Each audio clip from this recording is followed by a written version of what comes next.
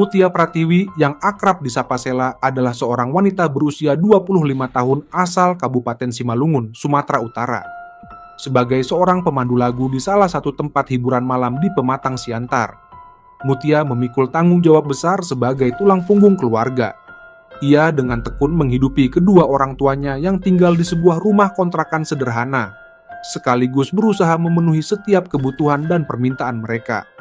Dikenal sebagai sosok yang rajin, patuh, dan mandiri, Mutia menjadi kebanggaan keluarga. Namun, kehidupan wanita pekerja keras ini sempat terguncang oleh peristiwa kelam. Pada Februari 2023, ia ditangkap oleh Satuan Narkoboy Polres Pematang Siantar bersama dua temannya di Jalan TVRI, Kelurahan Simarito, Kecamatan Siantar Barat. Mutia didapati memiliki sabu seberat 0,65 gram yang menyeretnya ke dalam kasus narkoboy. Dalam persidangan, jaksa penuntut umum menuntut Mutia Pratiwi dengan hukuman penjara 5 tahun 6 bulan. Namun, majelis hakim memutuskan vonis yang lebih ringan, yaitu 2 tahun 6 bulan penjara, disertai denda sebesar 800 juta rupiah. Mutia, yang menjalani masa hukumannya di Lembaga Pemasyarakatan KPLP kelas 2A Pematang Siantar. Mutia Pratiwi dikenal sebagai warga binaan pemasyarakatan yang berkelakuan baik dan tidak pernah menimbulkan masalah. Selama berada di balik lembaga pemasyarakatan, keluarga Mutia sangat rutin menjenguknya. Atas perilakunya yang baik, Mutia akhirnya dinyatakan bebas pada 7 Juli 2024 setelah menjalani masa hukuman selama lebih dari 1 tahun. 3 bulan setelah bebas dari penjara, ia tidak lagi tinggal dengan orang tuanya. Mutia Pratiwi memilih untuk tinggal di sebuah kos di wilayah lain. Dalam perjalanan hidup barunya, Mutia bertemu dengan Joe Frisco, seorang pria berusia 36 tahun yang dikenal sebagai pengusaha sukses di Pematang Siantar. Dalam waktu singkat, keduanya menjalin hubungan asmara yang telah berlangsung selama 1 bulan. Joe yang tinggal di Jalan Merdeka, Kelurahan Pahlawan, Kecamatan Siantar Timur, berasal dari keluarga kaya dengan bisnis produksi mie bihun di Simalungun. Namun, di balik kesuksesannya, Joe memiliki masa lalu yang kelam. Pada 2018, ia sempat ditangkap karena kepemilikan 96 butir narkoboy jenis Happy Five, meskipun akhirnya hanya dijatuhi hukuman penjara selama 3 bulan. Tidak hanya itu, Joe juga memiliki catatan kelam lainnya. Ia dilaporkan ke polisi sebanyak 5 kali atas kasus penganiayaan dan pengancaman, meski semuanya berakhir damai. Namun, satu kasus terbaru yang melibatkan dugaan penganiayaan dan ancaman, hingga kini masih dalam tahap penyelidikan. Sebulan menjalin hubungan Mutia dan Joe pun tinggal serumah. Mereka kerap melakukan hubungan badan layaknya sepasang suami istri. Namun, Joe ini memiliki fantasi hubungan badan yang menyimpang. Ia kerap berhubungan badan dengan fantasi BDSM terhadap lawan jenisnya termasuk terhadap Mutia. Aksi fantasinya itu pun dilakukannya dengan berbagai cara, mulai dari menganiaya pasangannya dengan tangan kosong hingga menggunakan benda-benda keras seperti batang sapu dan lain sebagainya. Singkat cerita, pada Minggu 20 Oktober 2024, Joe yang diduga di bawah pengaruh narkoboy ini mulai berimajinasi dan berfantasi liar.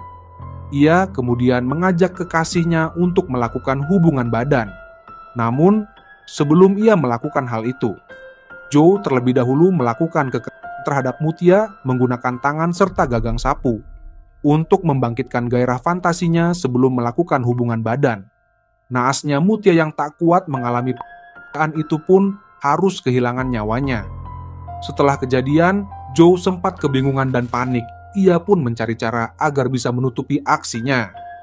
Joe, seorang pengusaha yang memiliki banyak teman aparat ini pun kemudian memanggil 2 oknum polisi yang merupakan temannya. Ia meminta keduanya datang ke rumahnya untuk meminta bantuan menutupi kasus ini. Namun, mereka enggan membantu. Meski tahu kejadian itu, kedua oknum yang seharusnya melaporkan masalah ini ke atasannya pun malah memilih menutup mata dan tidak mau ikut campur, dan pergi meninggalkan kediaman Joe. Tak menyerah sampai di situ, Joe pun kemudian menghubungi Sahrul untuk datang ke rumahnya. Sahrul merupakan pria yang berusia 51 tahun warga Jalan Anjang Sana, Huta 3, Kelurahan Karangsari, Kecamatan Gunung Maligas, Kabupaten Simalungun. Joe meminta Sahrul untuk mencari orang yang bersedia membuang jasad Mutia. Mendapat perintah dari Joe, Sahrul kemudian mengajak Edi Iswandi yang berusia 56 tahun warga Kabupaten Batubara. Hingga akhirnya Iswandi mendapatkan eksekutor yang bersedia membuang jasad Mutia. Dua orang itu berinisial PS dan Mr. X. Mereka berempat pun kemudian membungkus jasad Mutia menggunakan kain spray dan dimasukkan ke dalam tas berukuran besar, lalu membawa jasad Mutia menggunakan sebuah mobil dan membuang jasad Mutia di sebuah lahan kosong di area Taman Hutan Rakyat Brastagi, Kabupaten Karo, Sumatera Utara. Setelah jasad Mutia berhasil dibuang, Joe menyuruh Sahrul mengambil uang dari kartu ATM miliknya senilai 105 juta rupiah sebagai imbalan kepada tim yang telah membuang jasad Mutia. Pada saat itu, Sahrul diberikan uang 5 juta rupiah dan Iswandi 10 juta rupiah. Sisa uang sebesar 90 juta rupiah pun diberikan kepada PS dan Mr. X dan kemudian kabur.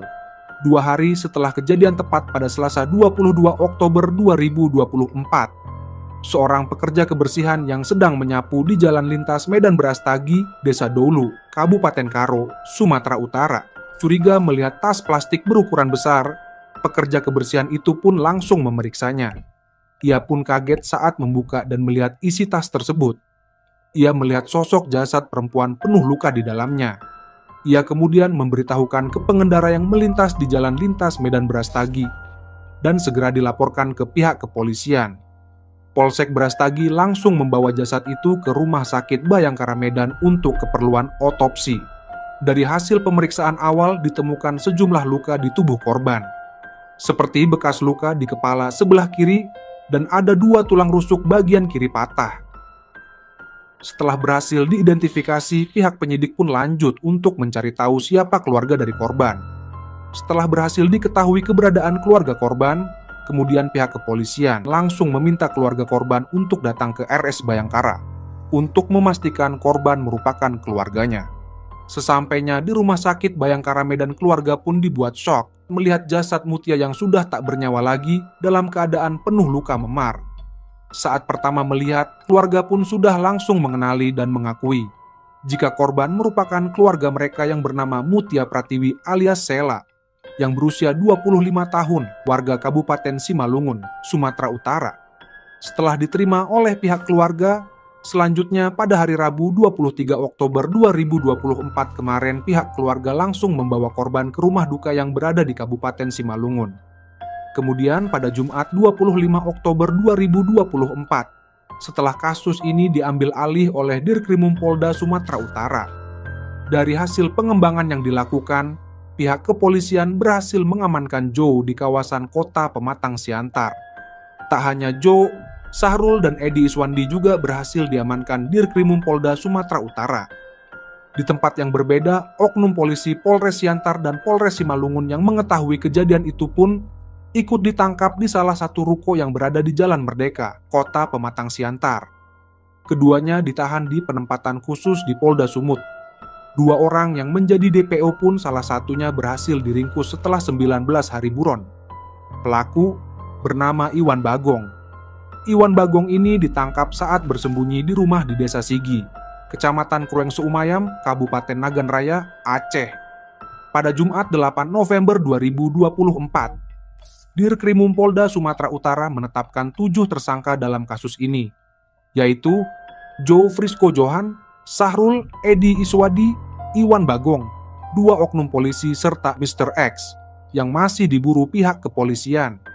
Dalam kasus ini, tersangka utama dijerat pasal 351 ayat 3 junto pasal 55 KUH pidana yang menyebabkan kematian dengan ancaman hukuman pidana penjara maksimal 7 tahun. Kedua, oknum polisi dapat dijerat pasal 221 Kitab Undang-Undang Hukum Pidana tentang tindak pidana obstruction of justice atau menghalang-halangi proses hukum. Mereka juga akan menjalani sidang kode etik dan telah dibawa ke penempatan khusus Polda Sumut. Kini keluarga telah kehilangan sosok Mutia Pratiwi yang begitu mencintai orang tuanya. Kematian Mutia Pratiwi benar-benar menjadi pukulan telak bagi keluarga. Karenanya keluarga berharap agar pelaku dihukum dengan yang seadil-adil dan seberat-beratnya. Nah, gimana nih guys? Pendapat kalian tentang kasus yang satu ini? Apapun alasannya, kita tetap harus menjauhi narkoboy. Karena selain tidak baik bagi diri kita sendiri, narkoboy juga memberikan dampak buruk bagi lingkungan dan sekeliling kita.